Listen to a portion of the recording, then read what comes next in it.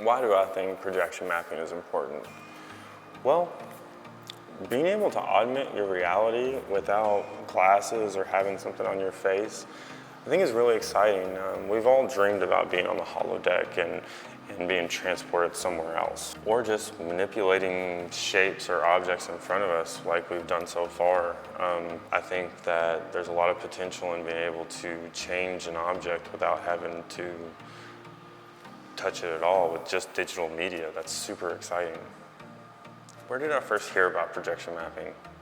I remember my buddy Cody McElvin coming back from an Excision concert, who's a dubstep DJ, and he said he's got this crazy stage where everything is changing and manipulating, and he showed me a video of it and I was just mind blown.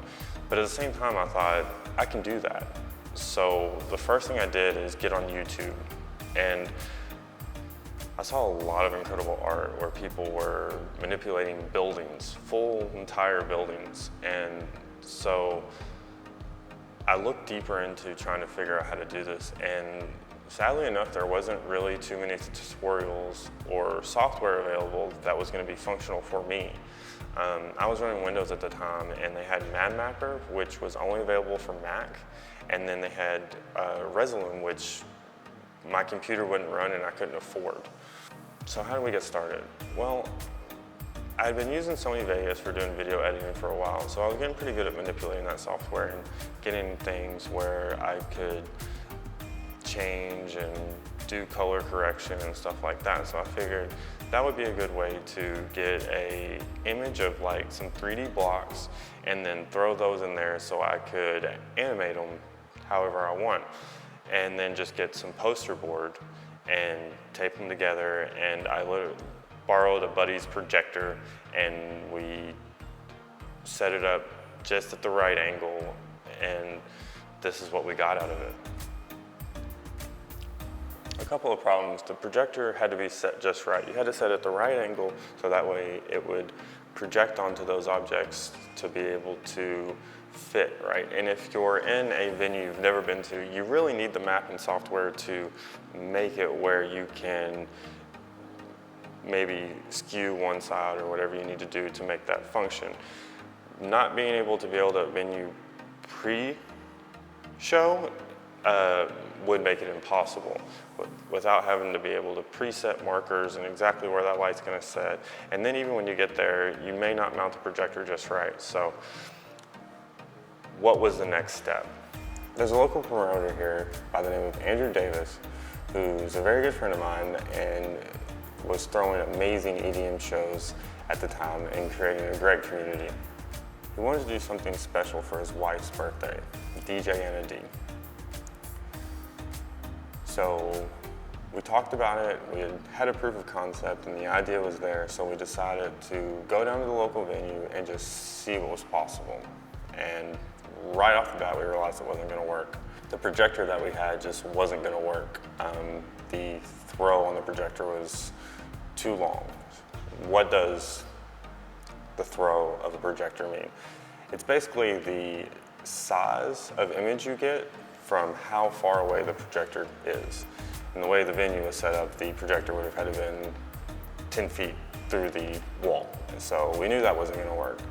And I have to give a special thanks to Andrew Davis, because if it wasn't for him, we wouldn't have had any of these projects happen, because he decided to commit to this idea and this belief that it would work and we could do this. And so he invested into a short throw projector that would have worked for that venue. And we used that projector through the entire process of this. And it really was the main tool of what made all of this possible. So thank you, Andrew.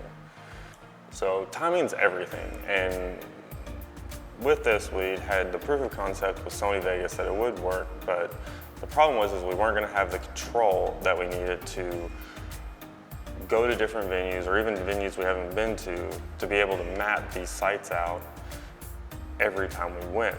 We needed a mapping software, and we got lucky because there was a Kickstarter that had just started by a company called Heavy M. And so as we were trying to figure out about the projector, we found out about the software, and so I got to work on that and learn the ins and outs a little bit of their beta software that was available on Kickstarter. So we're in business. We've got a projector, we've got software, now we need a stage.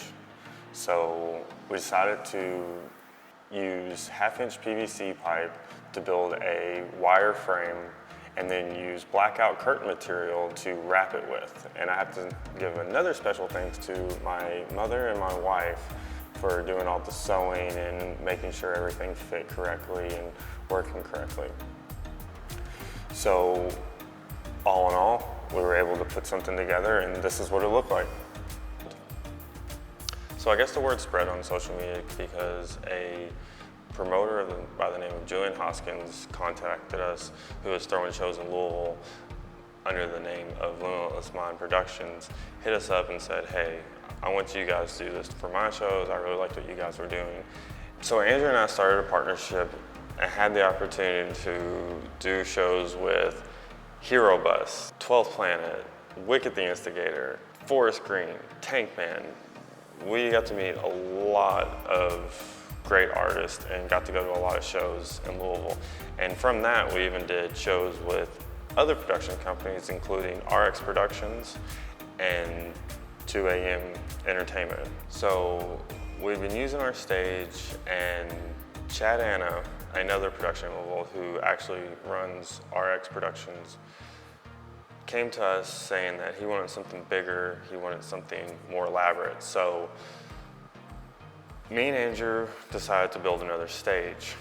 On a side note, the first time we used this stage for Nanna, we had great luck with it at the beginning of the show, and it was really funny because he was advertising 10,000 watts of bass, and we didn't realize that that was going to just be for the headliner.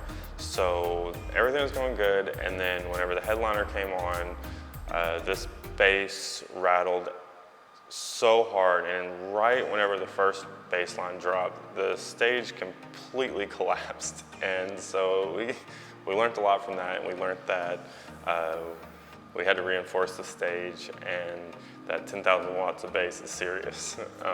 So that was a good learning experience for us. So we've done it, right? Well, not exactly.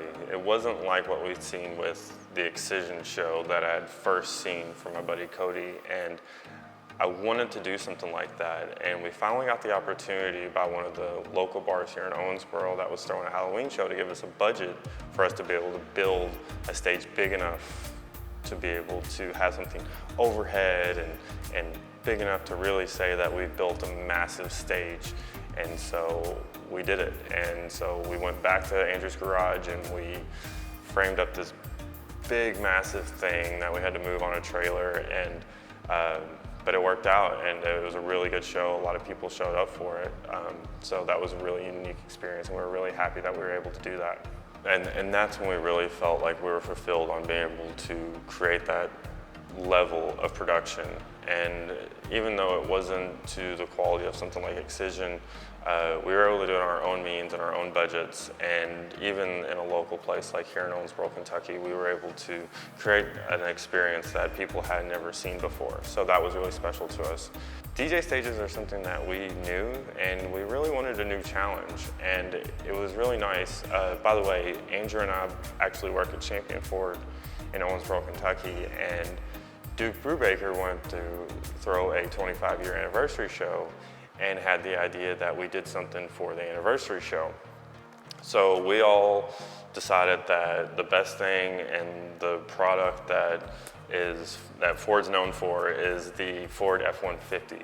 So we decided to take the F-150 and actually projection map that and manipulate it into a way that people had never seen before. So this is what that looked like.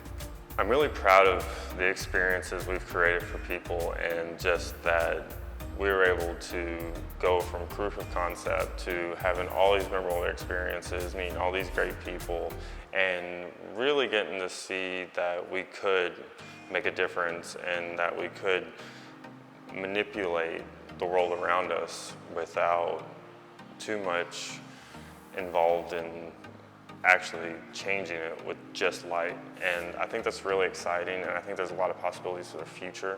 I hope that we do more in the future.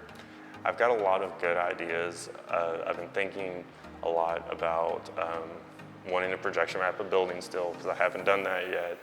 And I also really think from our experiences from setting up the stages for DJs that the process of having them map that stage constantly was kind of painstaking, and sometimes we only had so much time, and I don't know if you've ever tried to do finicky computer work while a DJ is doing sound check, but it can be a little difficult.